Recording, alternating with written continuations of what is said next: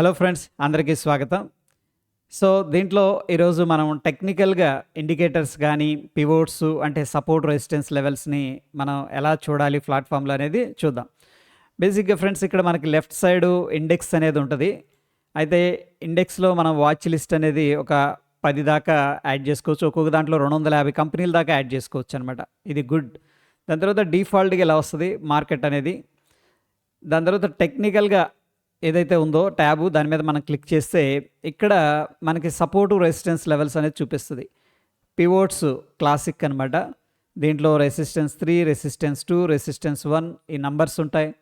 దాని తర్వాత S1, S2, S3 అనే నంబర్స్ కూడా ఉండడం జరుగుతుంది. ఇక ఇంపార్టెంట్ ఫిబొనాకీ నంబర్స్ కూడా ఉంటాయన్నమాట. ఎందుకంటే ఫిబొనాకీ అనేది చాలామంది యూజ్ చేస్తారు. ఆ నంబర్స్ కూడా చాలా చాలా ఇంపార్టెంటు. కొంతమంది క్యామరిల్లా పివోట్స్ అనేది యూజ్ చేసుకుంటారు. మీకు ఏది కంఫర్ట్ ఉంటుందో దాన్ని మీరు ఎనేబుల్ అనేది చేసుకోవచ్చు.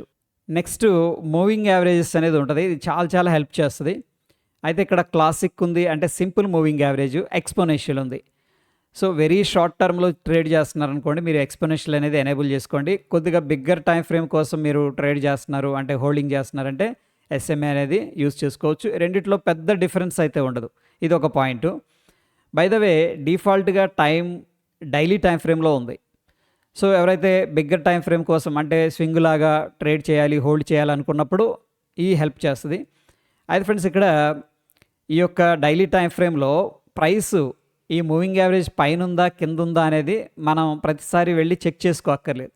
ఫర్ ఎగ్జాంపుల్ జనరల్‌గా ఏంటంటే 200 డేస్ సింపుల్ మూవింగ్ యావరేజ్ పైన నిఫ్టీ అనేది ట్రేడ్ అవుతుందనుకోండి, బ్రాడర్‌గా ఏంటంటే అది పాజిటివ్‌గా కన్సిడర్ చేస్తాం. దీనికంటే కింద ట్రేడ్ అవుతుందనుకోండి, నెగెటివ్‌గా కన్సిడర్ చేస్తాం. అయితే ఇప్పుడు 200 డేస్ సింపుల్ మూవింగ్ యావరేజ్ పైన నిఫ్టీ ఉందా లేదా అనేది మనం చెక్ చేయక్కర్లేదు. వీళ్ళే అప్డేట్ చేస్తారనమాట ఆటోమేటిక్‌గా. ఇక్కడ పైన ఉందనమాట, అంటే బుల్లిష్ అని ఉందంటే ఇప్పుడు నిఫ్టీ అనేది 200 డేస్ సింపుల్ మూవింగ్ యావరేజ్ పైన ట్రేడ్ అవుతుంది. ఓకే. సో, ఈ మూవింగ్ యావరేజ్ కింద అయితే ట్రేడ్ అవుతుంది. ఏది 100, 50 షార్ట్ టర్మ్‌లోనో బేరిష్‌గా ఉంది, అండ్ బ్రాడర్ పిక్చర్‌లో స్టిల్ నిఫ్టీ అనేది బుల్లిష్‌గా ఉంది. ఇంకా ఇంట్రాడే ట్రేడ్ చేసే వాళ్ళకేంటంటే ఫర్ ఎగ్జాంపుల్ 15 మినిట్స్ గానీ, 5 మినిట్స్ గానీ, ఈవెన్ 1 మినిట్ కూడా మీరు కన్వర్ట్ చేసుకోవచ్చు. ఫర్ సింప్లిసిటీ కోసం ఇక్కడ నేను టైమ్ ఫ్రేమ్ అనేది 15 మినిట్స్ అనేది యూజ్ చేశాను.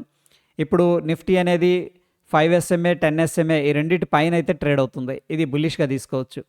అండ్ ఈ మూవింగ్ యావరేజెస్ ఏవైతే ఉన్నాయో for example 200 days, 100, 50, 20 moving average కింద అయితే ట్రేడ్ అవుతుందనమాట.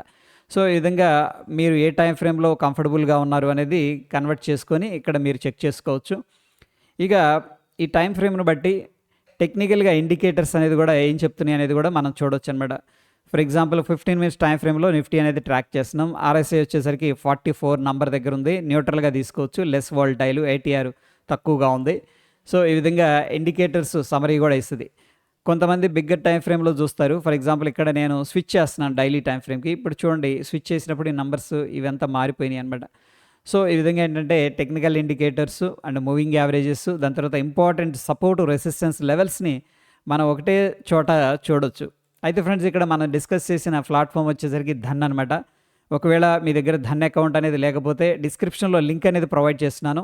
అయితే friends at the same time ఏంటంటే ధన్ అకౌంట్ అనేది మన రిఫరల్ లింక్ అనేది యూజ్ చేసుకొని ఎవరైతే అకౌంట్ ఓపెన్ చేస్తారో వాళ్ళకి ఈ ఫౌండేషన్ కోర్స్ అనేది యాక్సెస్ ఇవ్వడం అనేది జరుగుతుంది. సో, ఈరోజే అకౌంట్ అనేది ఓపెన్ చేసుకొని ఒకసారి నాకు అప్డేట్ చేయండి. నేను యాక్సెస్ ఇస్తాను.